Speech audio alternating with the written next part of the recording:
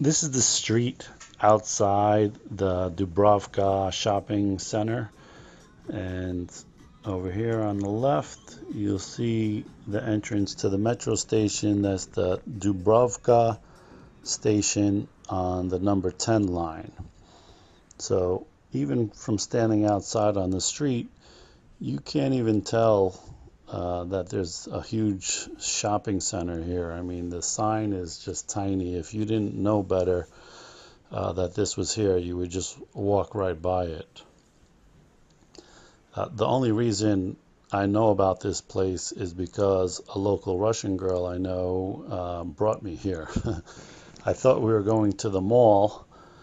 She came to go shopping for a jacket, and this is where we ended up. And this is not a mall.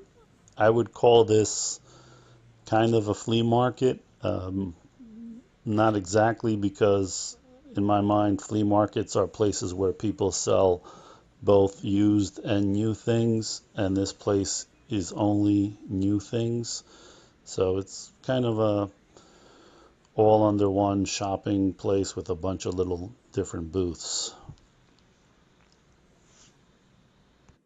According to their website, there's 180,000 square meters of retail space. That's about 1.9 million square feet and about 44 acres, if my math is correct. So this place is really huge. Apparently, there's also an upstairs that has some electronic stores and mobile stores, cell phones, and things like that. I didn't go upstairs, but this place is so big that the aisles have names and numbers on them. So I guess kind of like streets, so you don't get lost, or you can meet up or remember where your favorite store is.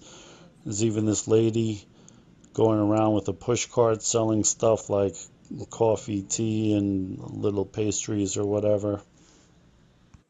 I would say the majority of the things they sell here are clothes or clothing related. So there's a lot of shoes, sneakers, coats, even fur coats, jeans, some electronics, gadgets, adapters, cables, that kind of thing, cell phones, laptops. There's even housewares, some glasses, plates, things like that. Cosmetics, there's a lot of cosmetics. A lot of them are kind of lumped together in the same area. Um, Health and beauty, fragrances, things like that. Baby clothes, bags, a lot of leather goods and luggage, even jewelry and toys for kids. Um, and you'll see later on, there's even a pretty big store separate from these little booths, as well as some booths I think that sell even wedding dresses. So I mean, this place really has everything under one roof. Now, I don't really want to get anybody in trouble, but it's pretty obvious from walking around here that a portion of the stuff is counterfeit. Not everything, but the obvious stuff. I mean, you see a lot of Nike sneakers, Adidas, Nike, all kinds of things like that. Some name brands, some purses and whatnot. There was even a store here that was kind of like branded as everything in it was Chanel. It was like a Chanel store. And pretty sure Chanel is not renting out space in the Dubrovka shopping center here. But to give you an idea of the quality of this stuff, because I don't really buy any counterfeit stuff, at least I don't think I do. Um, the Russian girl was telling me that somebody she works with swears by this place and says that the Nike sneakers that he buys here are better than the real ones. Now, I don't know how true that is. That's just one person's opinion, I guess, but um, take it with a grain of salt. But something else I noticed here, and in Moscow, uh, is these sneakers that a lot of people wear, especially girls, called Balenciaga. And they're these really chunky kind of sneakers with all these weird colors on them. Um, and they seem to be real popular here. I've seen a lot of women and girls wearing them around Moscow. And looking at them, I thought they were pretty expensive, or in my mind, pretty expensive for sneakers is like maybe $250 or something like that. So I saw a lot of those sneakers here in this mall. Obviously, they're knockoffs. And so I looked them up online just to see how much they cost normally. And these things are anywhere from 700 to 1,000 US dollars. So that got me thinking that probably most of the people I saw wearing them in Moscow, they were probably knockoffs. Not to say there isn't some people that could afford $1,000 sneakers in Moscow, because surely there are. But I mean, I saw like, teenage girls wearing them and stuff like that. So until you actually see them in a store, you probably assume that they're real. But I doubt they're buying $1,000 sneakers. But here they are in the mall here. I didn't really see the cost of them, but I'm pretty sure they're probably a fraction of the price, maybe 50, 60, $70. Who knows? Here at the end of the little shops is a seating area and some bigger stores, more traditional kind of stores with doors and windows and whatnot. You have a pretty big bridal gown store next to a fine jewelry store with diamonds and gold and things like that. Also, the food court is right over here.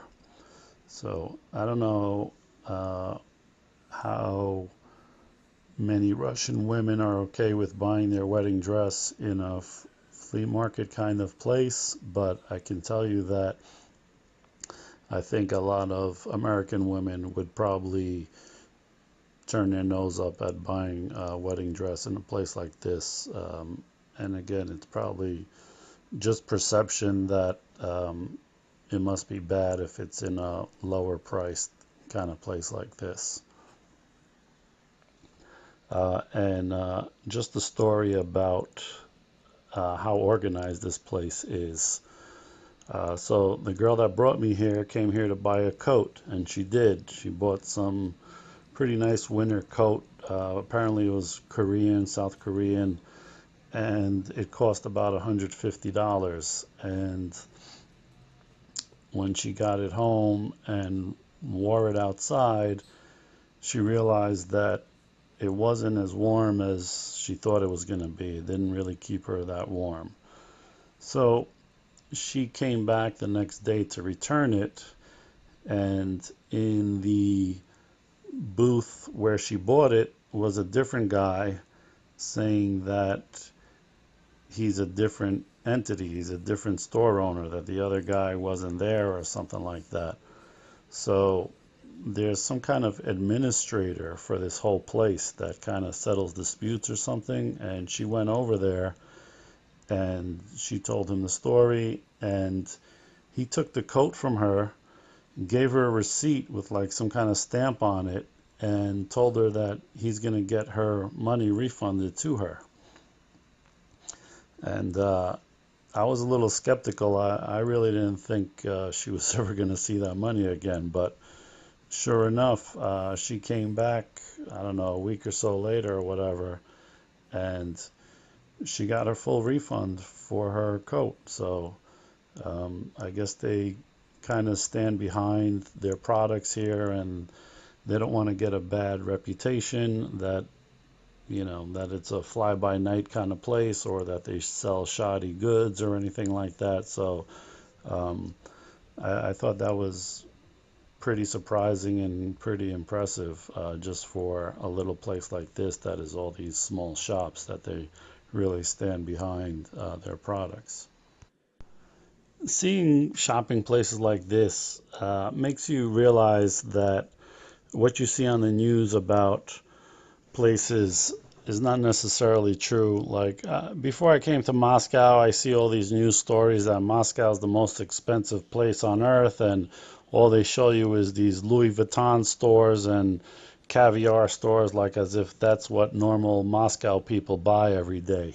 But you come to a place like this and you see that the majority of people are shopping in places like this. Maybe not necessarily a flea market, but regular everyday kind of stores, not these high-end, crazy, super expensive places that they say on the Western news that you see in the media.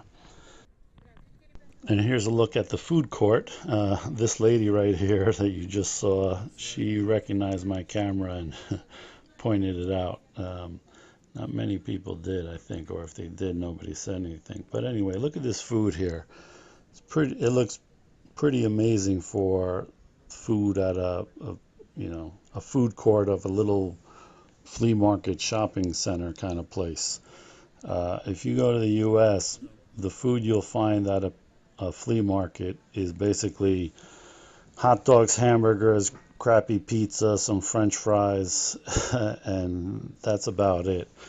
You look over here, they got all kinds of variety of meats, shish kebabs, traditional type dishes. It looks like really kind of homemade stuff, a lot of it. And I tried some of it. And I tried some of the pierogies. I tried a slice of pizza. And it was good, and not a lot of money. So this is what it looks like. I mean, the food here, I would come here just for the food because I'm not much of a shopper. I'm more of a minimalist, but I'll come here for try some of these dishes here. They look pretty good. And you see this place coming up. I couldn't even get my video camera there because there's so many people crowding around eating at it. It must be pretty good. So a lot of options here for a lot of different kinds of dishes, not just your regular generic stuff. And if you still want some generic stuff, there's actually a Subway restaurant over here on the right, although nobody seems to be eating at it because I guess they got so many other really great options over here. So that's my look at the Dubrovka shopping center. And if you like my video, give me a thumbs up and subscribe to my channel and keep a lookout for my future videos. So thanks for watching, and here's a look at my pizza and pierogies.